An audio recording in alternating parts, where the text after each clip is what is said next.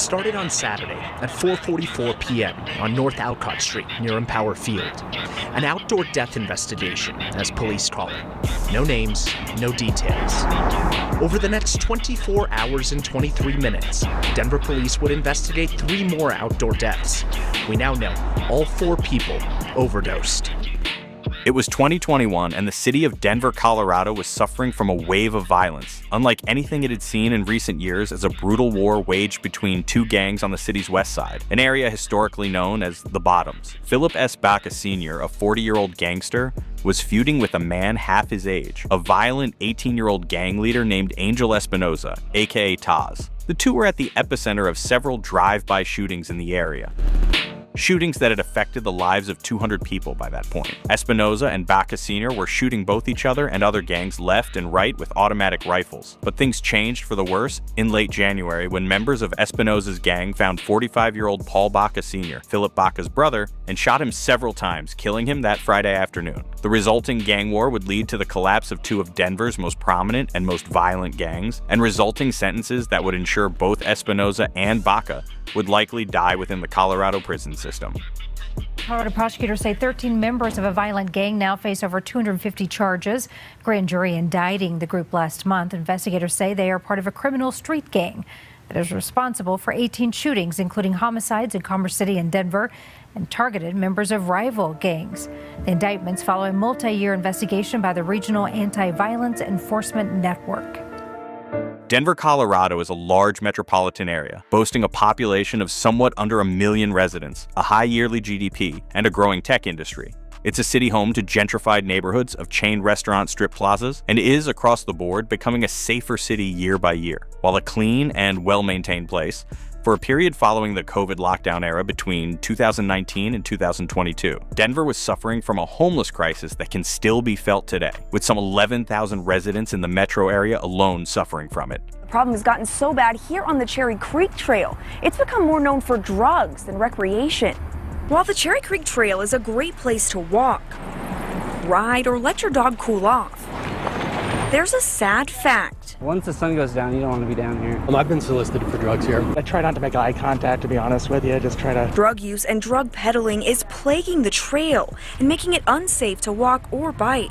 As a result, in many respects, it is a city like any other. It is the home to a burgeoning drug trade at the foothills of the Rocky Mountains, and home to gangs who operate in respective neighborhoods, produce drugs from trap houses, and fight each other to the death for the right to sell them. Denver is no stranger to drug abuse. Compared to the national average, the city boasts a high rate of overdoses per year and an especially high rate of fentanyl-related overdoses. Between Denver, Aurora, and Broomfield, 21% of residents above 12 have reported abusing some form of narcotic, almost 8% higher than the national average. In 2019, at the peak of the COVID-era lockdowns, 213 residents in Denver passed from overdoses, and 1/3 of them were as a result of fentanyl. In 2023, the number of drug deaths was almost 3 times the 2019 report. But gangs in Denver don't see much media attention, especially outside of Colorado, as they aren't as rampant and powerful as gangs in New York City. The market for crime in the city is not just unorganized as a result, but simply not that developed despite the demand for drugs and the some 220 gangs in the city. In 1986, there was a flurry of attention when a neighborhood festival ended in a riot after a sniper, believed to be a gang member, shot a policeman. But there was no organized response. West Denver was the home to Colorado's first ever publicly recognized gang, the West Side Ballers Posse, which came into light during a trial in the mid-90s. Over a decade later, law enforcement came after the Gallant Knights, another West Side gang, for leading a wave of crack-related crimes in the neighborhood. The Gallant Knights Insane, like many of Denver's gangs, are a network completely native to the city. In the 1970s, a gang known as the Lee Pond Boys, made up mostly of Chicanos, split due to infighting into the Gallant Knights Insane and the Inca Boys, a feud that the Inca Boys ultimately lost and that led to most of the Gallant Knights being placed in prison. It was from prison that their gang grew and is, to this day, one of the state's most powerful criminal organizations. There are, like with any U.S. city, Crips, who arrived in Denver in the mid-'80s during the crack era and formed sets across the city among other small local gangs. On paper, Denver appears to be an unsafe, high-crime city, but in person the experience is noticeably different, likely due to the lack of truly organized mainstream gangs in the city and the lack of a poverty-stricken ghetto that most major cities have. And so, when a wave of automatic rifle drive-by violence began in the city in 2019, it came as somewhat of a shock. Now an update in a murder in Denver. Police say this vehicle was involved in the shooting of a teenager earlier this month. There is damage to the rear driver's side of the Honda Civic. Police say the silver car is a 2006 to 2008 model. 17-year-old Jeremiah Baca died after he was shot, then dropped off at an urgent care on South Federal.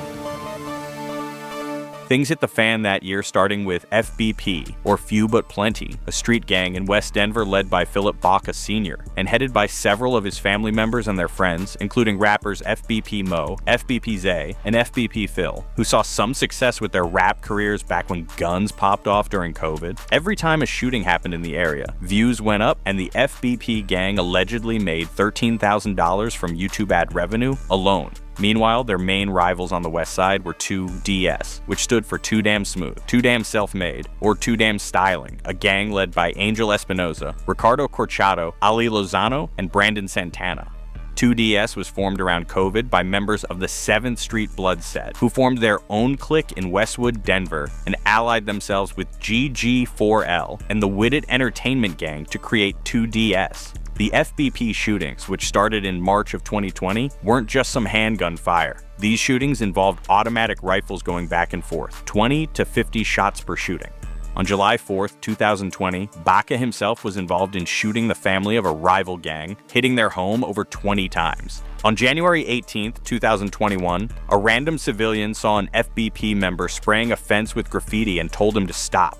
The gangster then ran back to his car with other FBP members, and they started shooting the man who hit the gas and sped off. Just 4 days later, Paul Baca Sr., Baca's brother, was gunned down by Too Damn Smooth sitting in his car on West Alameda Avenue when a family member sped him to the hospital where he died shortly after. A week later, in another shooting on January 30th, police found a whole 31 shell casings on the street in front of a home driveway. On November 22nd, Ricardo Corchado and Ismael Roque, members of 2DS, lured a rival to an apartment, beat him, robbed his wallet, and drove off with his car. They used that car 6 days later to shoot at FBP members sitting in their car, then dumped the car on the side of the road. 2DS members weren't safe either. Corchado, Roque, and Ali Lozano stole another member's pickup truck off his own driveway on January 16th of 2022 and used it that same night to shoot 12 times at FBP members, hitting one of them twice as he sat in his car. The next day, using the same pickup, Corchado Espinoza, along with Brandon Santana, shot an FBP home 34 times. 11 minutes later, they shot into another home 33 times. The same thing happened on February 5th, 2 back-to-back shootings that left over 50 shell casings in Denver's streets.